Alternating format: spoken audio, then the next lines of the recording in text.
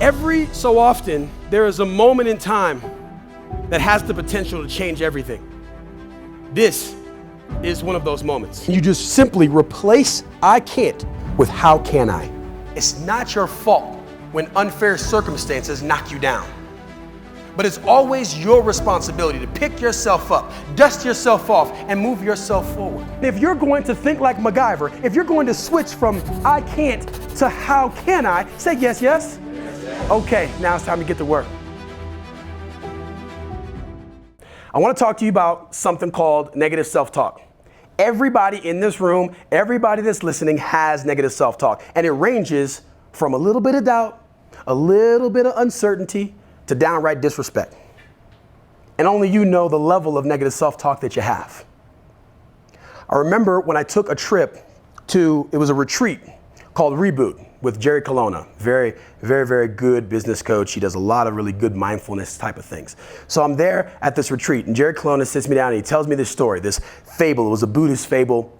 And he tells me a story. He says there's this Buddhist priest who lived in a cave for whatever reason, and he left the cave to go get firewood to bring back to make a fire. And when he comes back to the cave, there's demons all in his cave, just a bunch of demons all flying around. And his first inclination was, I've got to get rid of these demons.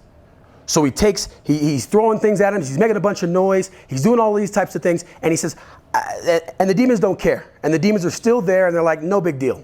Then he says, well, that's not working, so maybe I should reason with the demons. So then he's reasoning with the demons, saying, why are you here? You're not wanted. And the demons don't care. Then he makes a decision, and he says, you know what? I'm going to just fully surrender.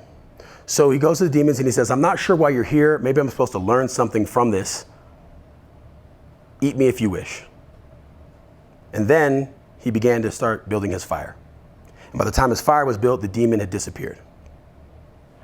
So I looked at Jerry. I'm like, Jerry, what was I supposed to get from that? What was I supposed to get from that? And we talked about it. I still didn't understand. Like, what does demons have to do with my negative self-talk? What does these demons have to do with me? This doesn't resonate with me.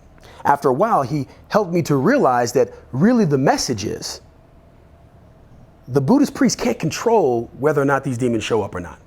They're going to show up if they do, show up if they don't. They're going to leave when they want. He can't control that. But what he can control is how he reacts to it.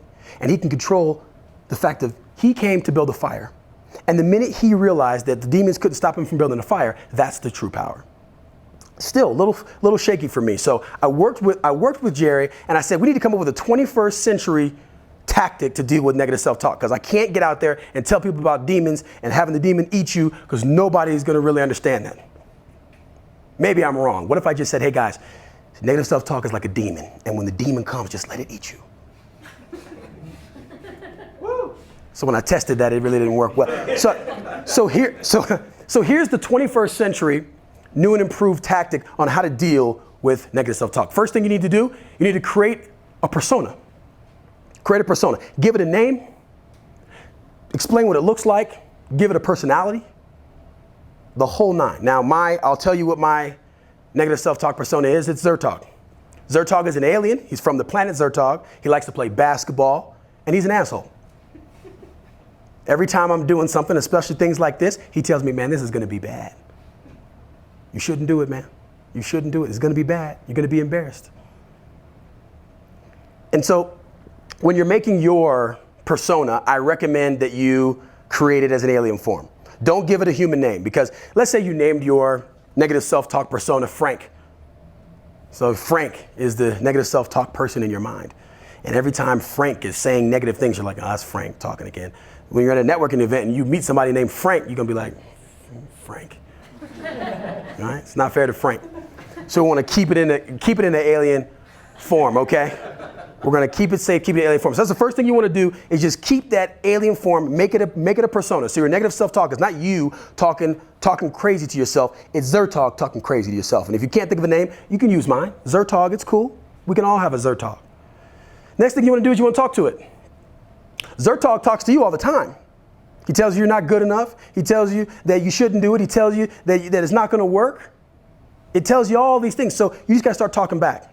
I hear you, Zertog. You can go now.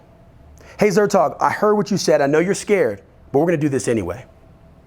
Hey, Zertog, and if it's enough notice before something's going on. Say you've got a big test or a big race or a big event, and they're telling you, hey, you're gonna mess this up. You say, hey, thanks for the heads up, I'm gonna prepare for that. But just so you know, when you're talking to Zertog, just in your head only. Don't talk to Zertog out loud, okay? All right, this is the deal. Now, the reason it's important to take control of your negative self-talk is because that is one of the driving factors that impact belief.